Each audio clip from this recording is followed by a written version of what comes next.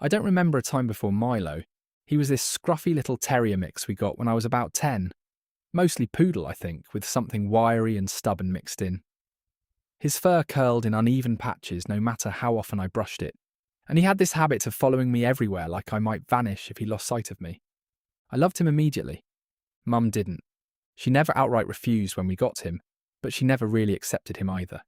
It was more like she tolerated the decision and spent the next 8 years reminding everyone of that fact. He smells.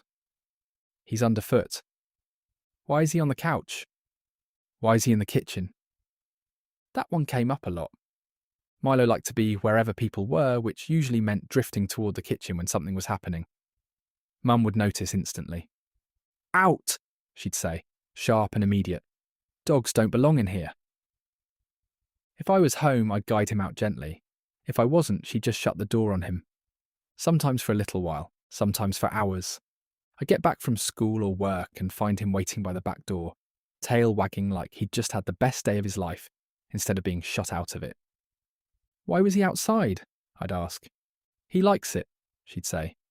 He's a dog. He did like being outside, he just didn't like being left there.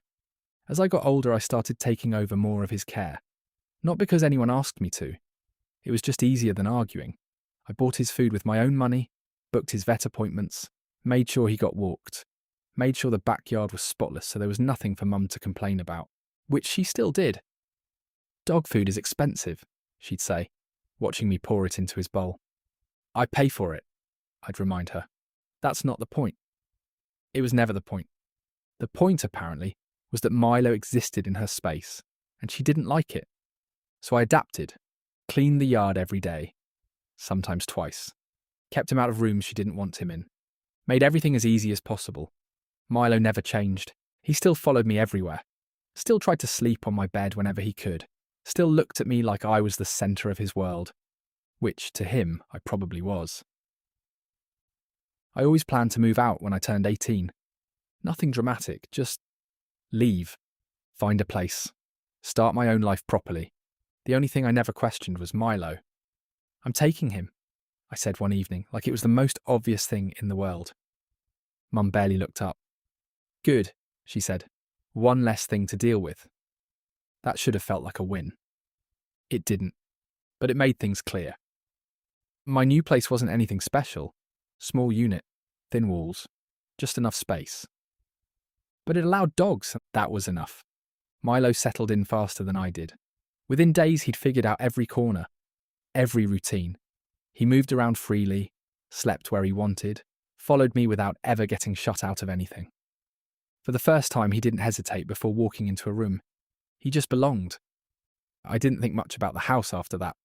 Not until Mum started calling. At first, it was small things. Something's digging up the garden, she said. The vegetable patch is a mess. Probably cats, I replied. Well, they never used to do that. A few days later, there's something under the porch, she said. I can hear it at night. Like what? I don't know, scratching, moving around. Then, I saw a rat.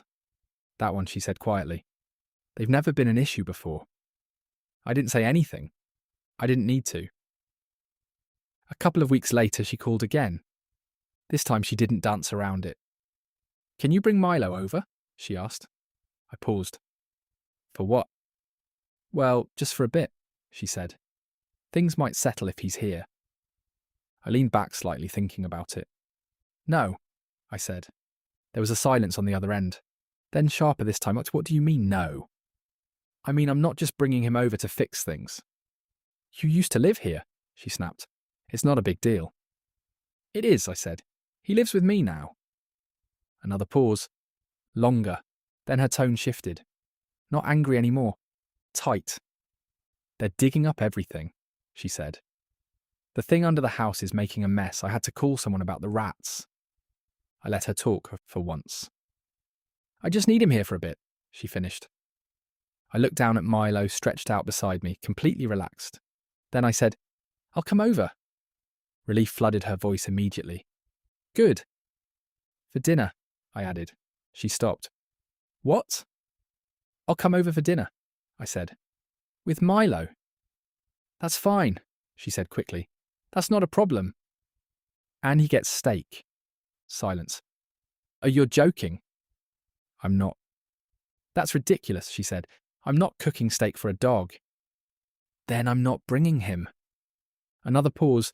I could almost hear her weighing it up. The garden, the scratching, the rats. Versus one small, very specific condition. Every time? She asked finally. Every time, I said. She exhaled slowly. Fine. The first time we went back, Milo noticed everything before I did. The moment he got out of the car, he was alert. Not tense, just aware. He moved along the fence line, nose low, checking things that had gone unchecked for weeks. 2 cats that had been sitting near the garden disappeared almost instantly. Inside, the house felt different. Not peaceful, just unsettled. Milo walked through it like he was putting it back in order. By the time we sat down to eat, he'd already claimed his usual spot, right near the table. Mum hesitated when she saw him there, opened her mouth and then closed it again. Didn't say a word.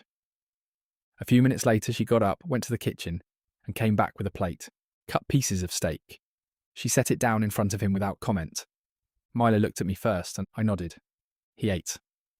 Now we go over regularly, not because she expects it, because she asks, properly. The difference is immediate every time. No cats, no digging, no noise under the house. Even the air feels different, like things have settled back into place. Mum doesn't complain about him anymore. Not once. Instead, she asks what he needs, what he eats, whether he's warm enough, whether he's happy. I don't point out the change. I don't need to. Some things are obvious when you have to pay for what you used to dismiss. And every time we sit down for dinner, there's steak. For him first, then the rest of us.